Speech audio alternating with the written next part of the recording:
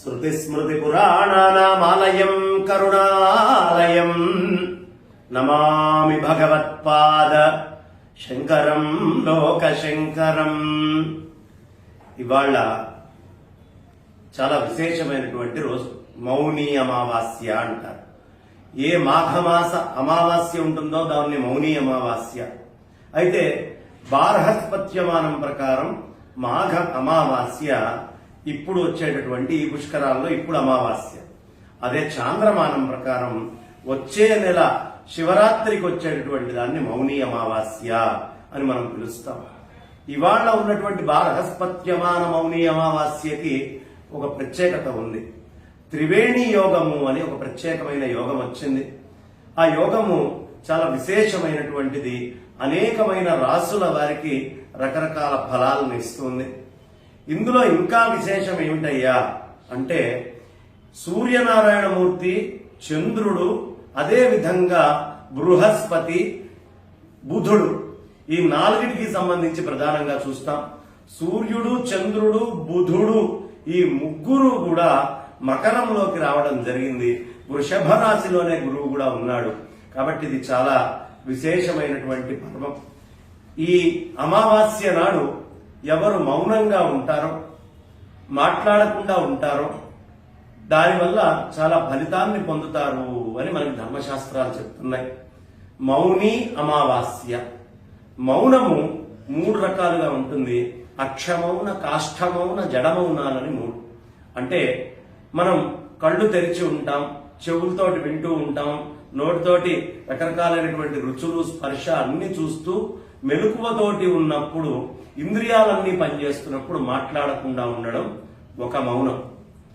ఇక మనం నిద్రపోతున్నాం, కలగంటున్నాం, చెవులుంటాయి పని చెయ్యవు, ముక్కు ఉంటుంది పని చెయ్యదు, కళ్ళుంటాయి పని చెయ్యవు, చర్మం ఉంటుంది పని చెయ్యదు.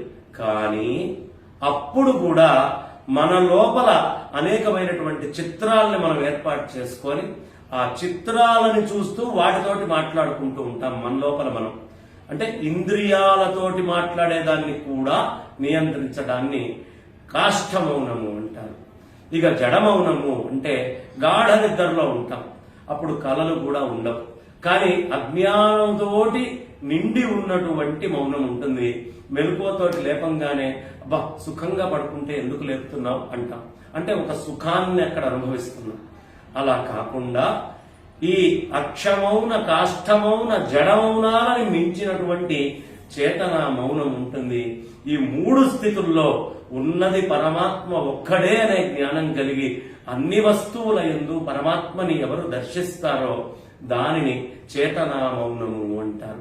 అలాంటి వాడు మాట్లాడినా, పాట పాడినా, ఏం చేసినా అంతా పరమాత్మతోటే రమిస్తాడు. కాబట్టి అలా రమించేటటువంటి యోగము తొందరగా సిద్ధించేటటువంటిది ఈ మౌని అమావాస్య.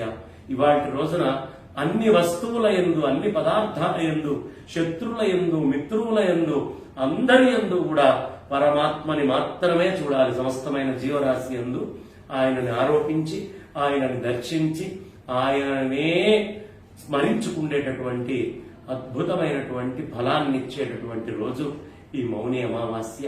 కాబట్టి ఇంద్రియాలతోటి మౌనంగా ఉంటారా, లేదు బుద్ధి మనస్సుని మౌనంగా ఉంచుతారా, లేదు ఉత్త వాక్కుని మౌనంగా ఉంచుతారా, లేదు పరమాత్మ యందు రమిస్తూ ఈ 3 ఎలా అయినా ఉంటారా, ఈ మొత్తాన్ని కలిపి మౌని అమావాస్య సాధన పర్వము అంటారు.